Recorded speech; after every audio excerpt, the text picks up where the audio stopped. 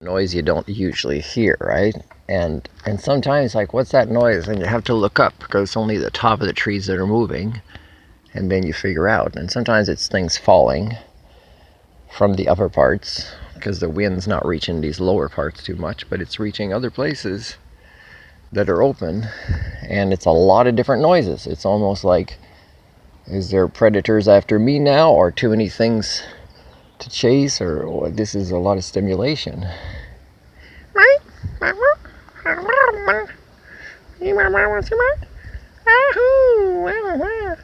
So in the morning I noticed when he plays and I let him bite my hand, and he'll keep biting like he's biting it. Yeah, the first time he saw a lot of leaves. When he's biting my hand, it's more gentle. In the morning, he knows he would piss me off if he bites me really hard when I'm still waking up. But he only does it, he controls his reflexes so well now that he'd have to be mad to really give me a bad swipe with the claws or even the biting. I've never been hurt as much with the biting as I have been with the claws. And because the biting, I think it's easier for him to control, how much injury he'll give me. I mean, it's a hard bite. It would scare people. They'd freak out. But for me, I know he's not going to pierce the skin, although it's a really hard biting and he's holding it. But it's the claws, right? You never know when the claws will cut through the skin or not. And sometimes he's not really trying to. And it's like when I work with that monkey and, she's scratching. I still got some beautiful scar from her. And it's just that she didn't realize that her sharp nails will easily reach my skin because I don't have the fur she has. So she didn't want to.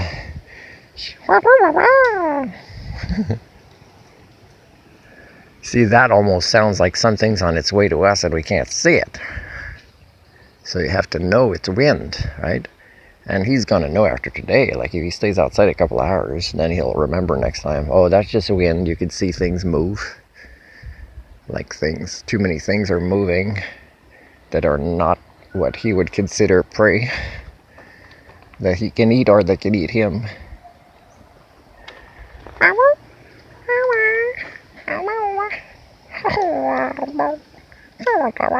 See, that's the part of his ear that changed, but it's both sides. It wasn't like that before.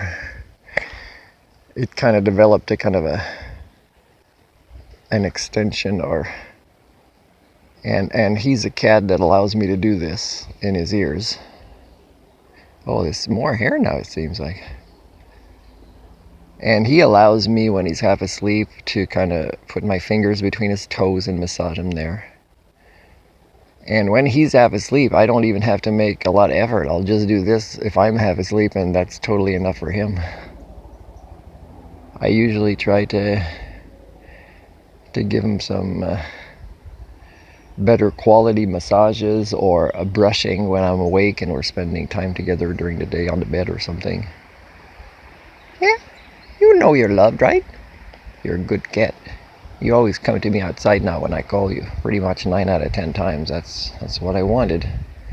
I would still plan when I'm feeding him or not before going outside on days I might go out or not, and I might want to let him outside while I'm gone or not want to let him outside. So things are going pretty well here.